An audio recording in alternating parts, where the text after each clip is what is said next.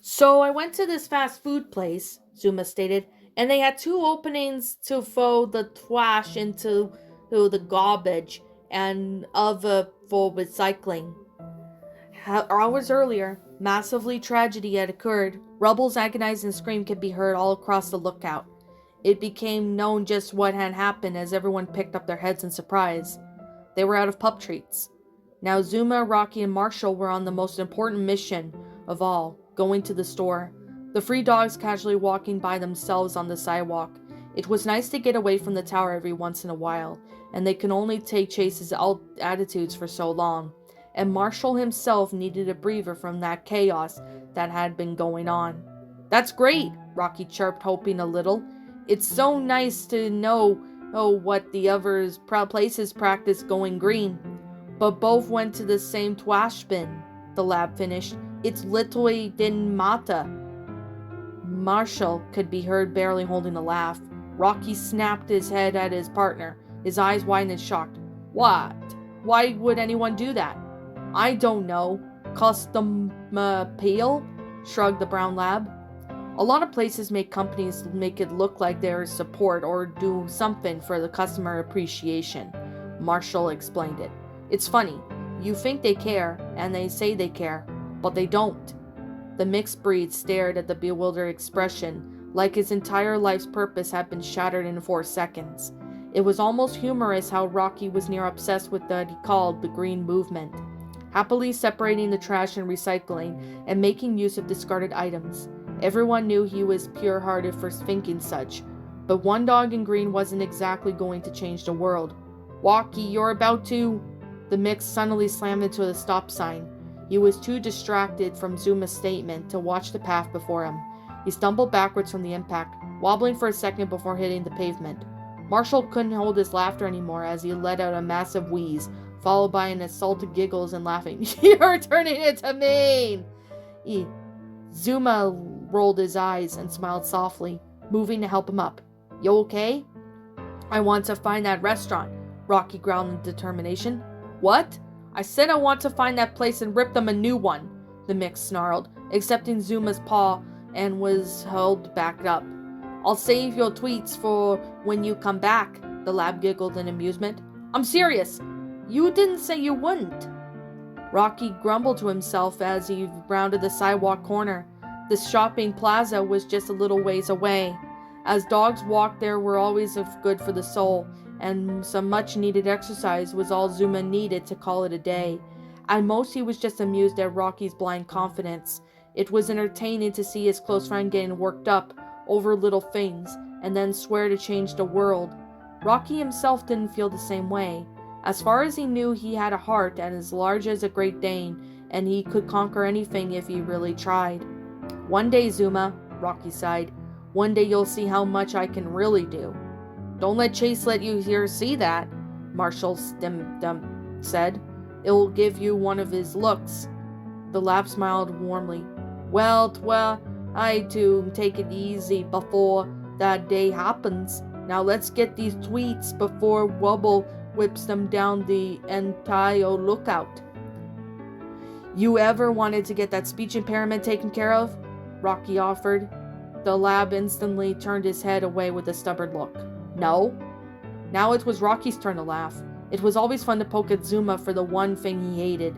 He seemed to have been the one dog spared from the intimate pillow to face whatever they mentioned Zuma's impediment. Rocky didn't question why he got a special treatment like that, but he wouldn't complain anytime soon. They continued bickering as they walked, ranting about small topics that were utterly meaningless in greater scope of things. They soon rounded the corner, and both dogs stopped in their tracks at the sight of before them. "Huh?"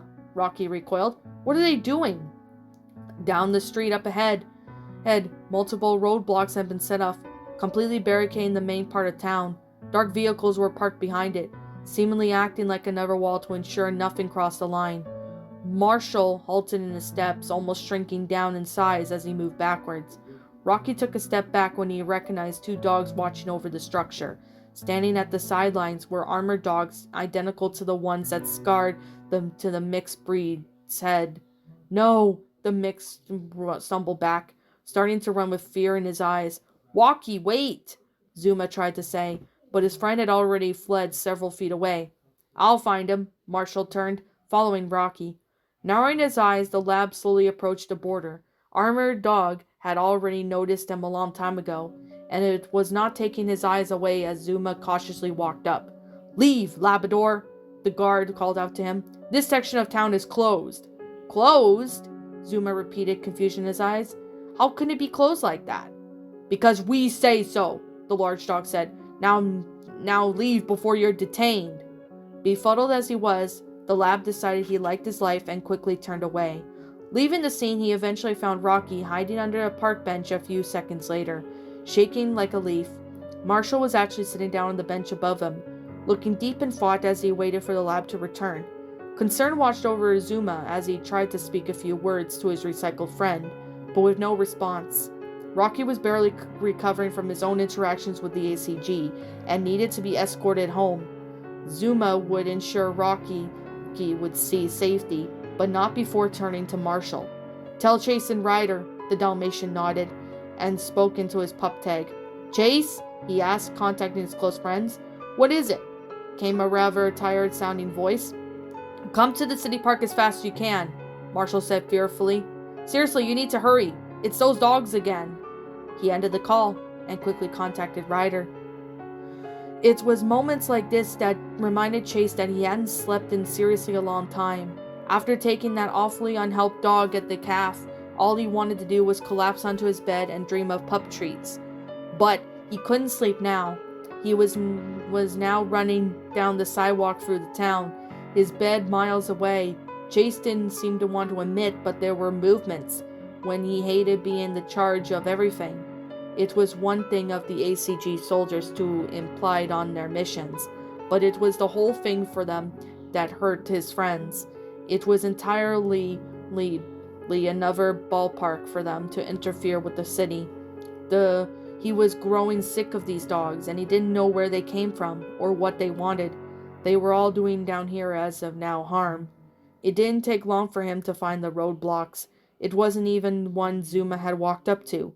The border had already cut through the city and divided out a large portion of the shopping districts. Taking careful steps, he observed the gates and what had built and spotted people on the other side trying to cross through it. Every time an armored dog either talked to them away or maced the person right in their eyes. Chase winced as a man, blinded by the spray, and was helplessly dragged off into an undisclosed location. Spotting two dogs guarding the gates, Chase took a deep breath and wandered closer. Hey! The guard dog spotted the shepherd through his goggles. Back off! What's going on? Chase asked. Where did they take that man? I said back off, puppy! The armored animal retorted. Hey, I'm a police division here, the shepherd argued. I have the right to know. You police? The tactical tilted his head. You're insane. No, I'm... Hey, Gavin! The dog suddenly turned, calling to someone a few feet away. Check out this puppy. He says he's a police officer. Chase flattened his ears in mild embarrassment, letting his head lowered for a little as a second. Shorter dog ran up to the gate. No way, seriously? They bellowed. That thing? I'm with the Paw Patrol, he tried to explain. His own tail started to dart under him. Ooh, I'm so scared, chuckled the ACG dog. The Paw Patrol essentially is a bunch of orphan puppies playing dress-up. Chase nearly ground. I'm not here to be made fun of. I want to know why you're closing down the city. The two guards shared a brief laugh before turning back to the puppy. Look, kid, even if you're a real police officer, we can't fly that info just to anyone. You register in ACAP? What's that? The police dog tilted his head. A civilian assistance program, the dog explained. Your friends and your neighbors apply to assist in our operations in exchange for money or protection. If you want to know anything, you'll need to be cleared to help us first. Chase picked up his ears, thinking over the new information. How do I apply? First of all, the shorter guard chuckled, I think you need to have hit puberty first. They both laughed again. I've hit puberty, Chase trailed off, lowering his head once again. Look, a guard dog laughed. Go find the tent in the front city hall. You'll get interviewed there, but don't hold your breath." Narrowing his eyes at the bullies, Chase sharply turned and ran off before both guards were still laughing behind him. His teeth was clenched as he tried to simmer down the rage that boiled within him. No one took him seriously, and he was a fully fledged member of law enforcement, and all anyone ever did was laugh at him. Sure, he was a tiny compared to the ACG soldiers, but he had the right to be recognized for what he was. It was no matter, he had a real lead to use now. All he had to do was pass a simple interview, and all true intentions would hopefully be revealed. "Chase?" Ryder's voice came on for his tag. "Doing some field work, sir," he reported. "I have a lead on the ACG." "What, really?" "They have a tent at City Hall, where I can apply for a cap," Chase explained. "I should be able to." "Chase, I'm gonna stop you right there. Whatever you're planning on doing, stop it." The police dog hit brakes, coming to a stop with a surprised expression. "What? Why?" "I don't need you getting in the middle of ACG," Ryder explained sternly. "If those dogs are military exterminates, I am not going to have you get roped in." "But sir, I really have something here," Chase protested. "I have the right to know what's going on." "It's not happening, Chase. Get back here. That's an order," Ryder finished, slightly raising his voice at the end. Anger and confusion rose within the shepherd. Why was everything being torn from him? It wasn't fair or right when he had something. Ryder had stepped in and slapped it out of his paws. What was Ryder getting so worked up about anyway? Chase was a police officer, and officers knew how to handle things themselves. His anger quickly turned into determination, and his mind began churning at the idea. "Yes, sir," he replied. "I'll head back." "All right, then." Once Ryder went offline, Chase grinned to himself as he listened to him. For now he had his own plans. He had his own tasks to complete. He all needed now was for his friends to stay out of the way and get clear. Regardless of what Ryder said, he was going to City Hall, and he was going to get answers on the ACG. No matter how far into the lion's den, he would have to go. What's up, my pretties? It's the Lion Queen here. I want to appreciate you all for tuning into this video, and I do appreciate you guys supporting my video by giving this video likes and stuff. If you really enjoyed this video, be sure to leave a like, comment and subscribe if you're new, ring the bell for notifications to when I upload so that way you guys will get updated for whenever I upload. If you want to follow me on Twitter or DeviantArt, feel free to leave a follow on those if you are interested in following me on those socials. If you want to support my backup channel, known as Ms. Dark Shigo, feel free to subscribe to it, as a link to that will also be in the About page section. And with that being said, and that being the case, thank you so much for watching, my pretties, and as always, please stay pretty.